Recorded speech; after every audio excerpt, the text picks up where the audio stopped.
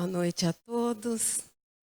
É sempre com muita alegria que eu venho a essa casa, que abre as portas para tantos corações, para o aprendizado, para o trabalho no bem, dando oportunidade de conhecimento e principalmente de transformação.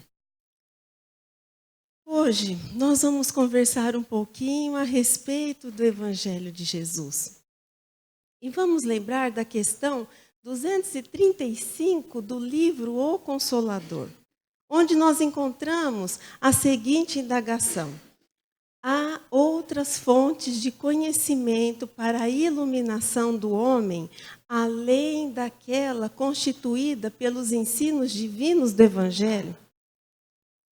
E aí, Emmanuel vai nos responder que o mundo está repleto de elementos educativos referentes a teorias enobrecedoras no campo da vida, a respeito do homem, pelo trabalho e também pela edificação do caráter e das faculdades.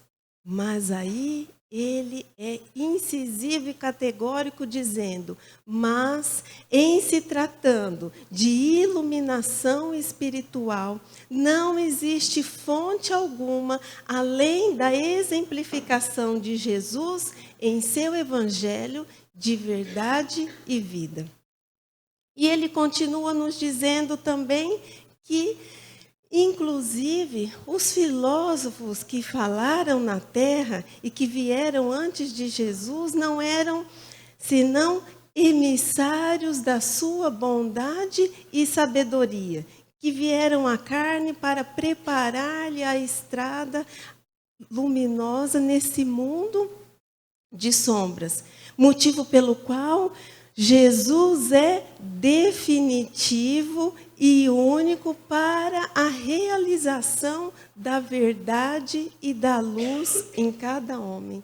Olha a importância do que Emmanuel nos diz. Jesus é definitivo e único para a realização da verdade e da luz em cada homem.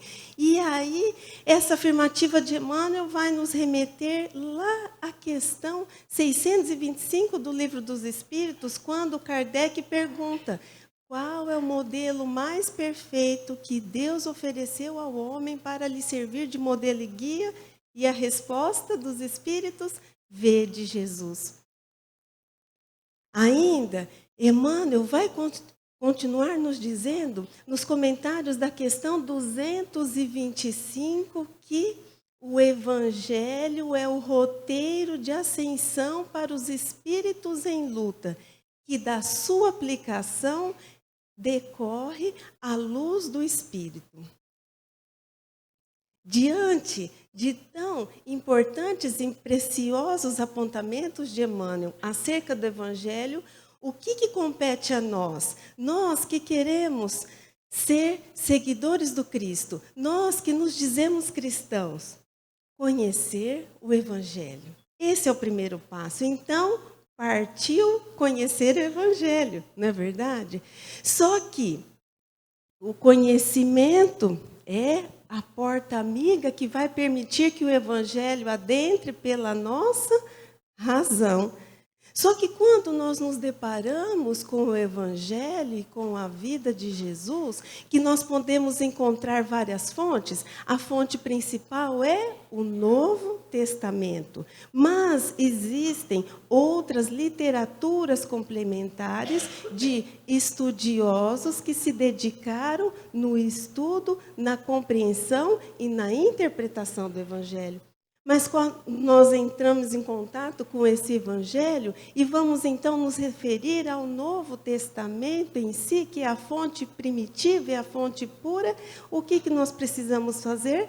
Precisamos, além de ler, precisamos interpretar, porque a mensagem de Jesus é genuína, profunda, verdadeira e é a mais pura expressão da lei divina.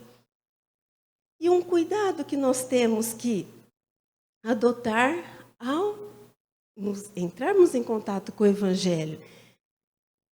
Os evangelistas que o escreveram, eles cada um imprimiu o seu olhar acerca da vida, da obra, dos ensinamentos. Por isso, cada evangelho é estruturado de uma maneira diferente. E ao escreverem o que eles estavam fazendo, eles não estavam apenas descrevendo uma biografia histórica de um ser humano. Eles estavam construindo um argumento teológico acerca da natureza e da função e da missão de Jesus como o Cristo, de Jesus como o Messias prometido. Então, eles já estavam convencidos que Jesus era aquele ungido, aguardado desde o Antigo Testamento. E assim como os evangelistas desenvolveram o seu olhar acerca dos ensinos de Jesus, mas sempre fiéis ao que Jesus nos transmitiu, cada um de nós, ao entrarmos em contato com o Evangelho, também vamos desenvolver o nosso olhar. E por que isso vai acontecer? Em virtude da nossa percepção intelectiva. O que é isso? Nós vamos interpretar e processar tudo aquilo que nos chega através dos sentidos. O sentido da visão, quando lemos, o sentido da audição, quando ouvimos. E dessa percepção, nós vamos construir o nosso olhar. Nós vamos entender determinada coisa, nós vamos ser tocados por determinada passagem, e mais do que o olhar que é construído a partir da nossa percepção, nós também vamos adotar posturas diferentes diante da mensagem do Evangelho. Mas por que cada um interpreta de uma maneira diferente, então?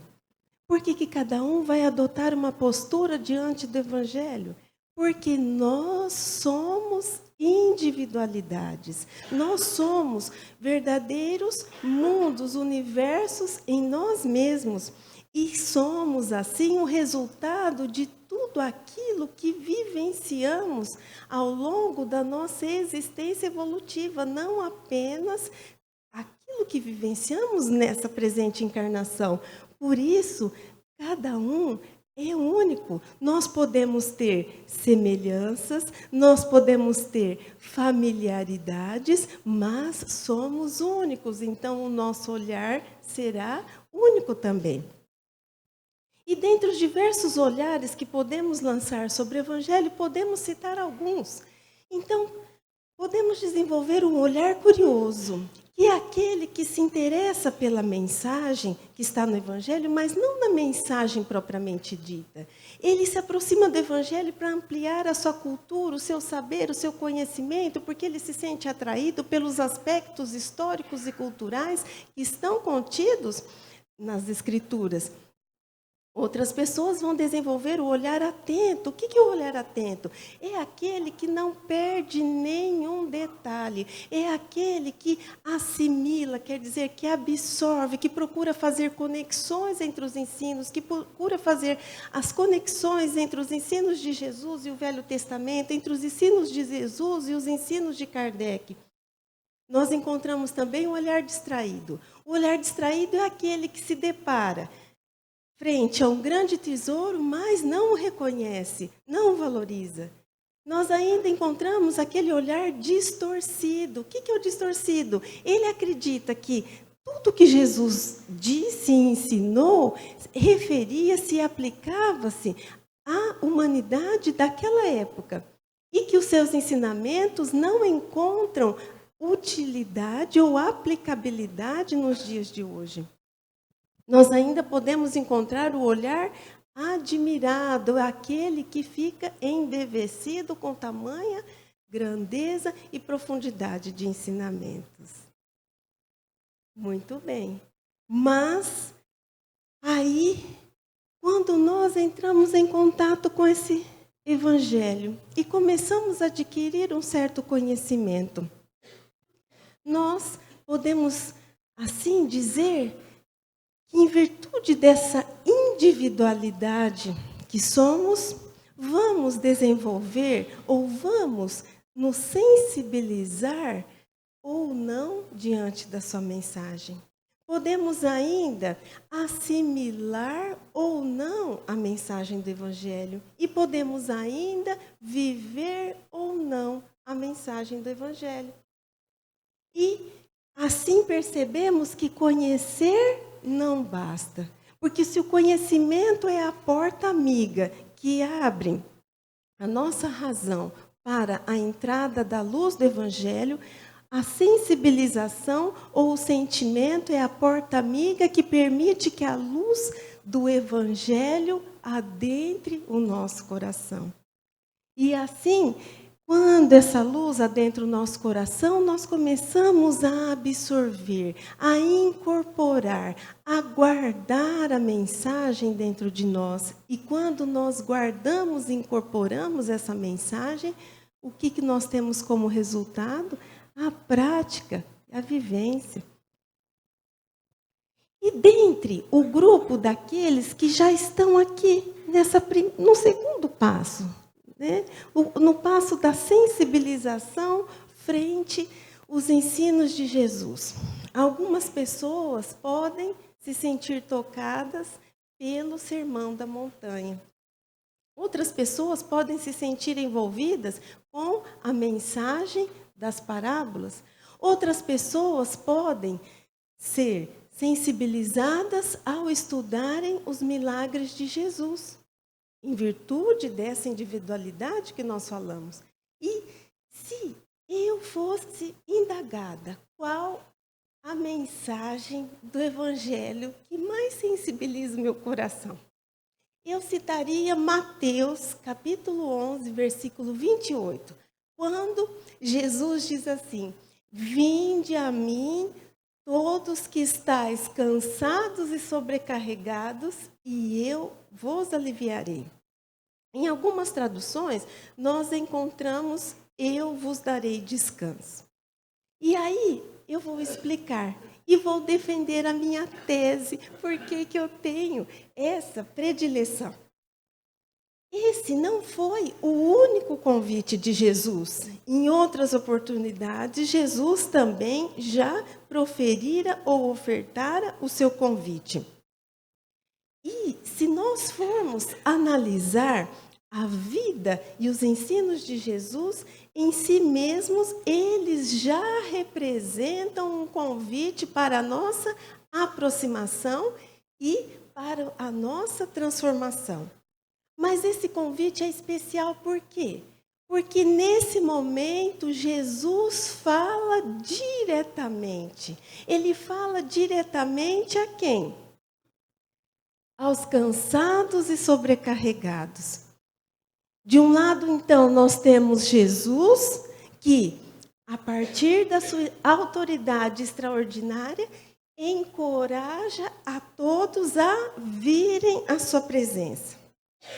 E do outro lado, nós temos os cansados e sobrecarregados que não representam apenas um único indivíduo, mas representam o quê?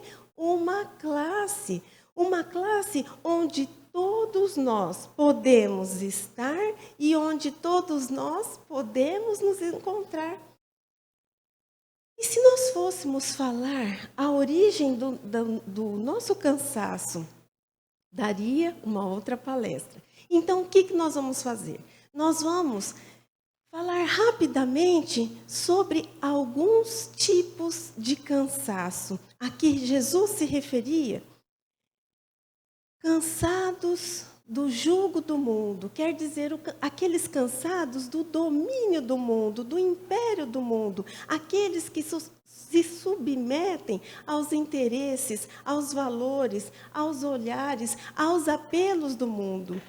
Aqueles que apenas enxergam a vida material e fazem tudo, mobilizam a sua vida para a satisfação desses desejos. Isso traz um cansaço? Traz, porque o mundo tem um jugo muito pesado. Mas também, que tipo de cansaço Jesus se referia aqui? aquele cansaço proveniente da nossa inferioridade moral, dos nossos instintos primitivos, dos nossos sentimentos inferiores, da nossa imperfeição. E a nossa imperfeição, ela nos traz o cansaço também. Por quê? Porque quando nós estamos e nutrimos e alimentamos e desenvolvemos a imperfeição dentro de nós, o que acontece? Nós não estamos sintonizados com as leis divinas. E aí fica tudo pesado, porque aí nós vamos encontrar a satisfação dos nossos desejos onde? No mundo, que já tem o seu jugo pesado. E também, esse cansaço pode provir de onde? Da nossa rebeldia. Por não queremos passar por determinadas situações, da nossa rebeldia e da nossa falta de submissão às leis divinas. Quando nós nos revoltamos frente a alguma situação que estamos vivenciando, isso também gera um cansaço.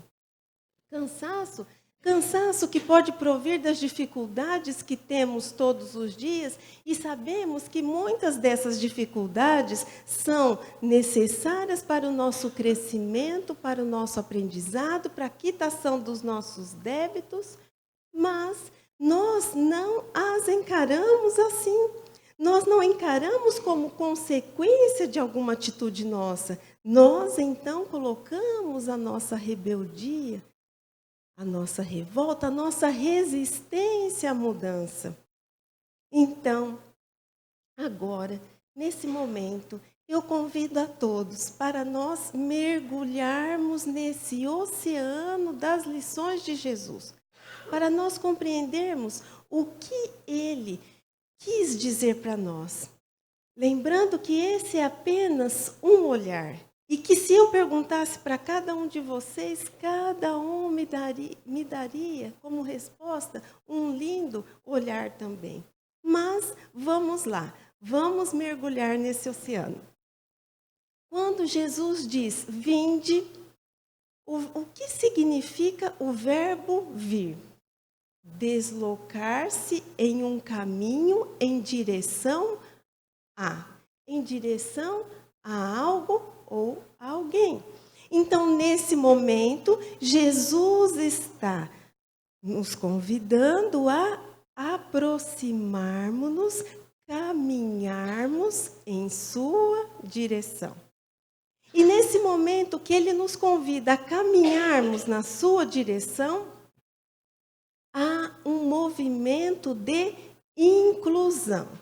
Todos nós somos colocados sob o olhar atento e cuidadoso do Mestre. Nesse momento em que ele diz, vinde, nós temos a oportunidade de deixarmos de ser meros leitores e espectadores do Evangelho e da vida de Jesus para passarmos a caminhar na estrada junto com Ele. E nesse momento também, o que Ele nos faz? Ele assume um compromisso conosco. Ele chama a responsabilidade para si, na condição de agente da providência divina, para nos oferecer o alívio e o consolo. Ele diz, venha que eu vos aliviarei. Ele assume um compromisso conosco. E ele assume um compromisso de consolo e de alívio que em outras passagens do Evangelho ele também oferece. Só que nessa passagem, para mim é especial, porque ele nos oferece um consolo de forma direta. Porque no Sermão da Montanha, quando olhamos e lemos e estudamos as bem-aventuranças, nós encontramos muito consolo ali. Jesus lista várias classes de pessoas sofredoras que receberão o refrigério para suas almas. Ele lista várias classes de pessoas virtuosas que serão agraciadas pela justiça divina, mas o formato do Sermão da Montanha é um formato de tratado universal das leis divinas. E nesse formato ele dialoga conosco de forma indireta. Nós, ao lermos, podemos até nos identificar ou reconhecer sofredores com sede e fome de justiça, misericordiosos, brandos, mas ele promete o consolo e o alívio de uma forma indireta. Aqui ele está falando conosco diretamente. E quando ele diz, vinde a mim, que ele nos convida então a essa aproximação. Será que basta que nós nos aproximemos dele, adentrando as casas religiosas, nos colocando ou nos ajoelhando diante de imagens e de gravuras? Será que é a essa aproximação que Jesus se refere? Aquela aproximação que os nossos pés são capazes de fazer? O que vocês acham? Ou será que Jesus se refere àquela aproximação do coração, a aproximação do espírito? Quando nós, então, estamos junto em espírito, quando nós estamos sintonizados com Ele.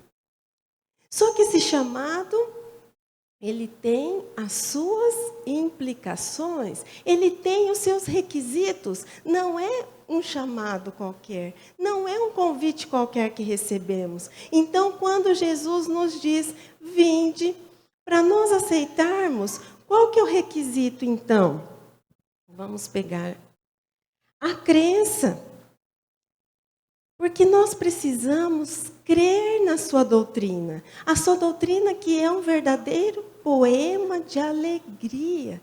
É um verdadeiro poema de libertação de conflitos que nos propicia o autoencontro e o engrandecimento para Deus. Só que não basta crermos, nós precisamos ter lealdade para aceitar esse chamado. Mas o que é a lealdade? É a fidelidade, mas o que é a fidelidade? Fidelidade é quando nós adotamos a doutrina e os princípios de Jesus como os norteadores da nossa conduta, das nossas atitudes. Então, tudo que formos pensar, sentir, agir, o que nós nos remetemos? Aos ensinos de Jesus, para ver se está de acordo. E além da lealdade, também, o que significa vir até Jesus? Vamos imaginar o seguinte: se eu estou nesse lado e vou caminhar até o outro lado, eu estou deixando algo para trás, não estou? Eu estou me distanciando de alguma coisa que ficou lá. Então, caminhar na direção de Jesus significa deixar para trás o quê? Deixar para trás os velhos hábitos, deixar para trás as velhas crenças, deixar para trás o jugo do mundo. Significa, então, um rompimento com os grilhões que nos prendem à velha criatura. E romper os grilhões que nos prendem ao homem velho e caminhar na direção de Jesus significa o quê?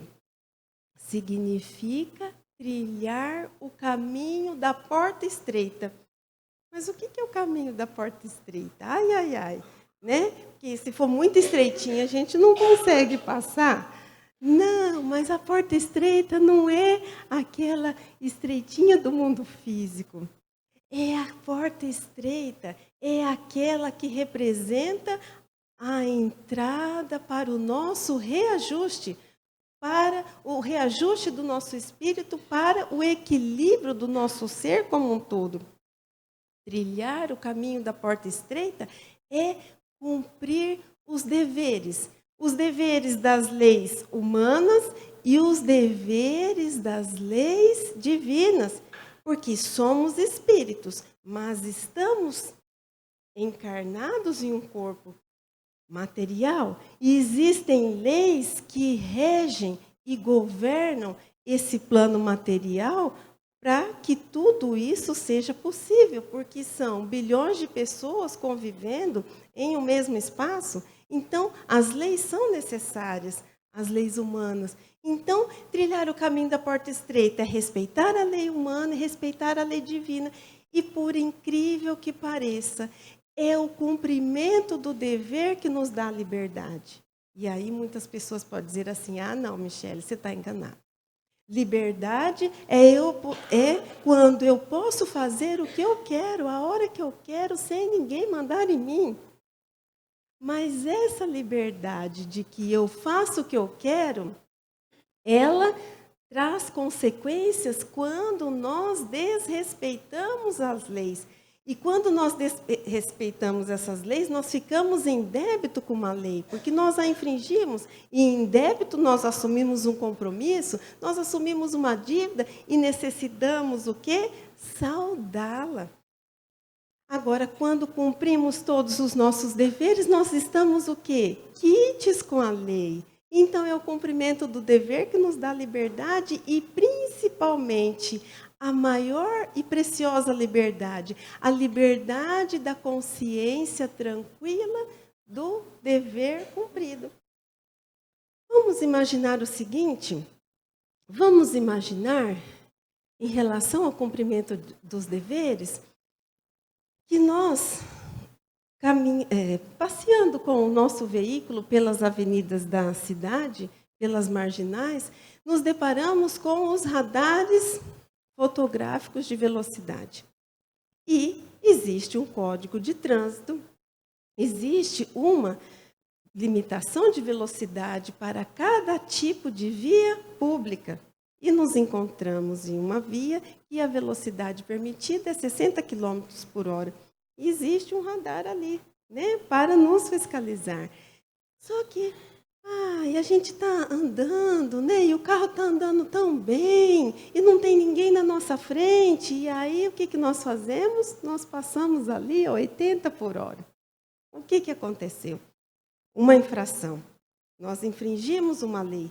E qual a consequência da nossa infração? A multa. A multa é um débito que nós assumimos e que atraímos para nós em virtude da infração dessa lei. Eu fiz o que eu quis? Sim.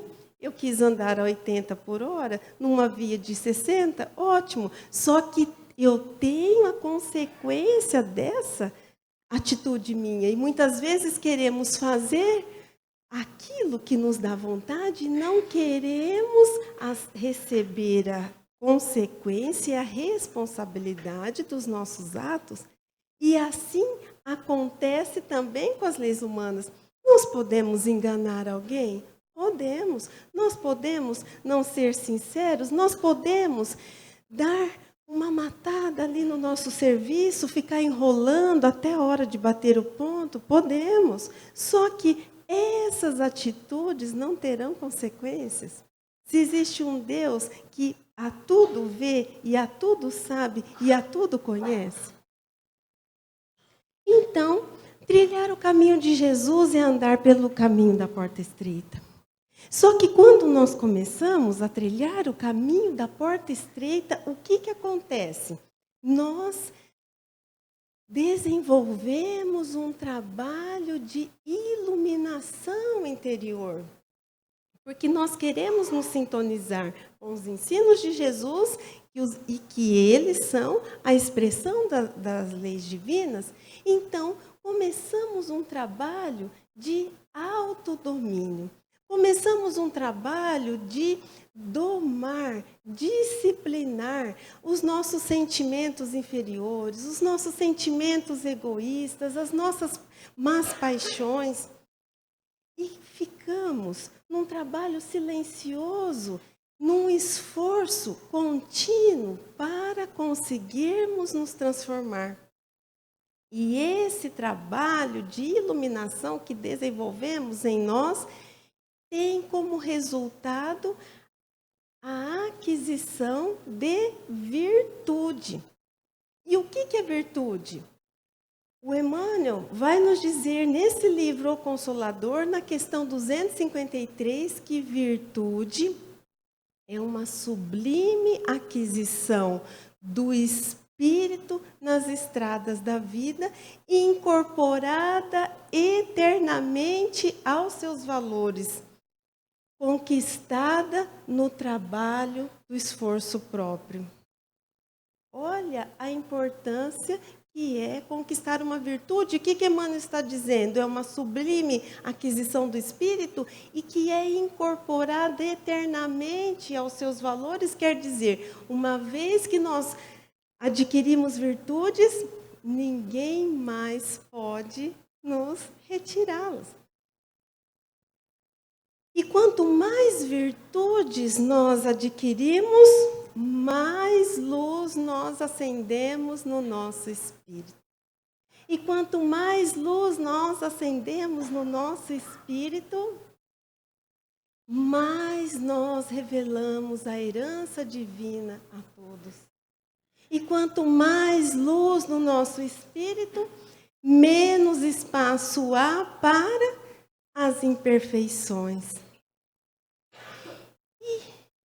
Lá no livro Céu e Inferno, no capítulo 7, no Código Penal da Vida Futura, Kardec nos diz que não há uma imperfeição sequer que não carregue consigo consequências deploráveis e inevitáveis. E também não há uma só boa qualidade que não seja fonte de um prazer. Então, o que nós podemos associar? Que a imperfeição moral que trazemos nos associa, nos liga à dor, à dificuldade, ao sofrimento. Então, nesse trajeto de caminhada em direção a Jesus, adquirindo virtudes, nós vamos eliminar imperfeição. Eliminando imperfeição, nós eliminamos sofrimento. E aí? Esse é o ponto que eu vou expor a vocês, que eu acho mais lindo desse convite de Jesus.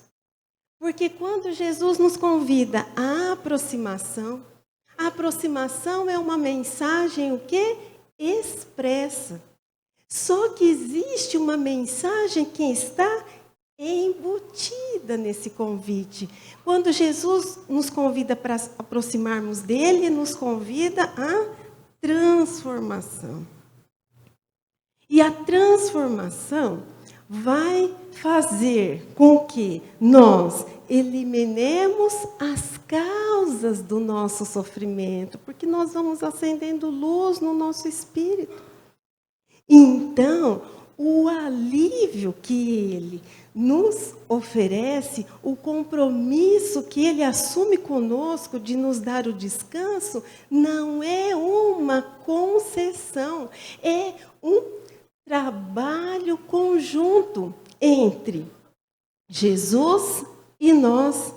Porque, de um lado, Jesus está nos oferecendo o amor, o ensinamento, o esclarecimento, o auxílio, a proteção e o incentivo. E, de outro lado, estamos nós que, nessa travessia, levamos o nosso esforço, levamos a nossa boa vontade, levamos a nossa crença, levamos a nossa lealdade, levamos a nossa sinceridade. E é da união do trabalho conjunto, da união desses dois esforços, que o auxílio, o consolo e o alívio chegam até nós. E se nós, então, formos entender melhor o que Jesus está querendo dizer, como se dá esse auxílio mútuo, esse trabalho conjunto do consolo e do alívio. Ele nos diz, é como se ele nos dissesse assim: vem, filho, vem você, que está cansado, que está sobrecarregado, eu estou aqui. Faça essa travessia, venha até mim, porque eu estou dando todo o amparo necessário para que você trilhe esse caminho. Só que é um caminho que só você pode trilhar. Eu não posso trilhar para você, por você, mas eu posso te ajudar e eu estou aqui. Não tenha medo.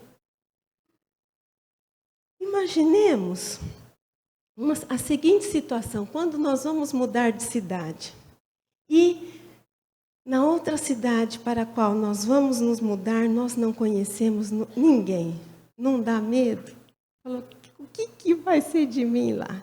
Só que aqui Jesus está convidando a mudarmos não só do local físico, não é esse local físico. Ele está nos convidando a mudar a nossa condição espiritual. E toda mudança gera uma insegurança, gera medo, mas ele está, venha, eu estou aqui te esperando, assumindo um compromisso conosco.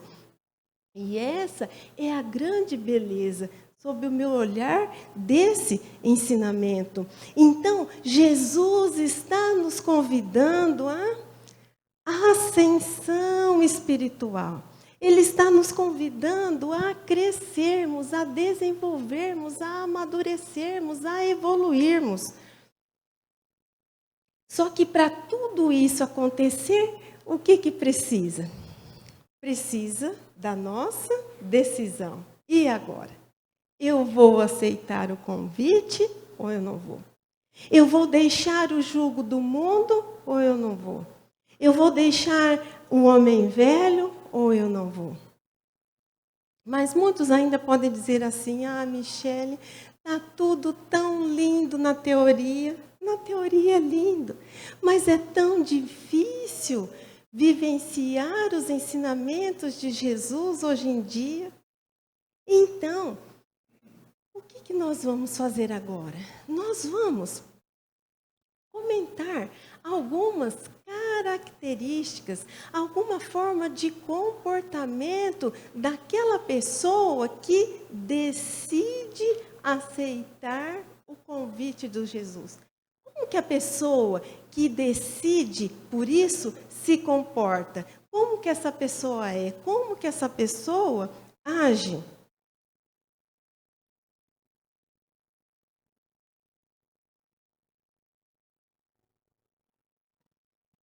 Nós podemos dizer que, em breves comentários, que a pessoa que aceita o convite de Jesus, ela respeita as leis humanas e também respeita as leis divinas. Ela respeita o planeta, ela respeita os animais, ela respeita a natureza, ela respeita o outro. E enxerga no outro um irmão que tem necessidades e dificuldades similares ou semelhantes às dela. E assim ela procura se colocar no lugar do outro, estendendo o olhar da compreensão e buscando eliminar o olhar da intolerância. A pessoa que aceita o convite de Jesus, ela procura conciliar os conflitos, conciliar as divergências e vai pautar as suas decisões naquilo que é melhor para a maioria e não apenas para ela mesma. A pessoa que aceita o convite de Jesus busca pela transparência. Ela prioriza essa qualidade. Não que transparência seja ela expor as suas fragilidades ou expor fatos da sua vida. Mas ela deixa claro para os outros quem ela é, quais são as suas intenções, quais são os princípios que norteiam a sua vida. Assim, quem convive com a pessoa que aceita Jesus sabe com quem está trabalhando, com quem está se relacionando, com quem está compartilhando fatos da sua existência. A pessoa que aceita o convite de Jesus é prudente, é cautelosa, mas ela decide-se. Ela sabe muitas vezes dizer não aos convites do mundo. E ela não diz não aos convites do mundo porque ela já está segura da sua decisão. Muitas vezes os apelos do mundo ainda encontram ressonância, ainda lhe causam desejo, mas ela sabe que alguns convites, se ela os aceitar, ela vai trair a confiança de Jesus. Porque aquele convite vai levá-la para o caminho da porta larga. E ela sabe que Jesus, que está lá assumindo um compromisso com ela, criando todas as oportunidades para que ela vença os seus obstáculos e caminhe rumo à iluminação, ela não acha justo ela trair a confiança desse amigo generoso e sincero. Então, ela muitas vezes fala não, mesmo quando por dentro ela gostaria de dizer sim. A pessoa que aceita o convite de Jesus, ela não adoece porque o amigo fez a viagem dos sonhos que ela gostaria de fazer e ela não tem condições de fazer. Ou ela também não vai perder o sono porque ela não conquistou todos os bens ou não conquistou a posição social que ela gostaria. A pessoa que aceita os convites de Jesus trabalha honestamente, olha para esta vida como um meio pelo qual ela pode evoluir e progredir, só que ela nunca esquece da paternidade divina. Então, toda vez que ela vai tomar uma atitude, vai falar algo, vai fazer alguma coisa, ela eleva o pensamento a Deus, pedindo-lhe o quê? A proteção, o amparo e a direção. A pessoa que aceita o convite de Jesus desanima-se. Sim, ela desanima. Muitas vezes. Ela também se magoa? Sim, muitas outras tantas vezes. Ela também se sente incompreendida? Sim, ela também se sente incompreendida. Ela se equivoca? Sim, ela se equivoca. Só que também ela se arrepende. E ela consegue enxergar todos os obstáculos que estão fora e os obstáculos que estão dentro de uma maneira, o quê? Otimista no sentido de que ela desanima se todo esse constrangimento causado pelos obstáculos são temporários. Ela fica um tempo mal, só que acontece que aí ela ergue a fronte ao alto, clama pelo auxílio divino, lembra dos ensinos de Jesus, lembra do seu exemplo, e aí ela se ergue, se levanta e caminha. A pessoa que aceita o convite de Jesus não é uma pessoa perfeita, não é uma pessoa pronta, nem uma pessoa acabada. Ela é uma pessoa que está em construção constante, em construção permanente, mas ela está construindo o quê? O templo divino dentro de si. E para isso, ela não está se construindo em cima das areias das ilusões do mundo. Ela está construindo o templo divino sobre a rocha do Evangelho de Jesus. A pessoa que aceita o convite de Jesus traz o seu cansaço. Ela também está cansada de muitas coisas, porque a luta, o trabalho de iluminação exige esforço. Em alguns momentos é difícil perseverarmos. Mas o que ela faz? Ela expõe o seu cansaço ao Mestre. Ela abre o seu coração e, além de expor o seu cansaço, ela expõe o desejo ardente de superar, todas as dificuldades. E aí, essa pessoa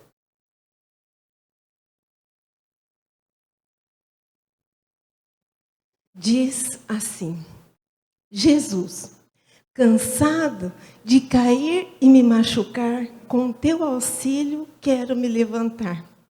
Cansado da ilusão a me confundir, o teu caminho eu quero seguir. Cansado de injustiças praticar, o teu amor eu quero vivenciar. Cansado do medo a me paralisar, a tua mão eu quero segurar. Cansado da surdez por não te ouvir, a tua voz eu quero discernir. Cansado da tua presença me afastar, de ti, Jesus, eu quero me aproximar. E depois desse desabafo, depois de expor esses sentimentos que lhe vêm do fundo da alma, ela ainda, sentindo o envolvimento e o consolo de Jesus, continua dizendo: acalenta-me em teus braços, em ti tenho descanso. Renova minha esperança, seca o meu pranto. Mata a minha sede, refrigera a minha alma. Aceito o teu convite, meu coração, Jesus, acalma. Obrigada pela atenção.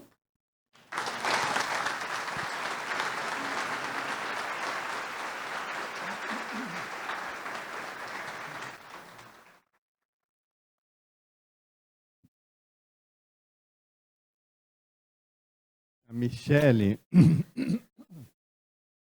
alguns anos atrás,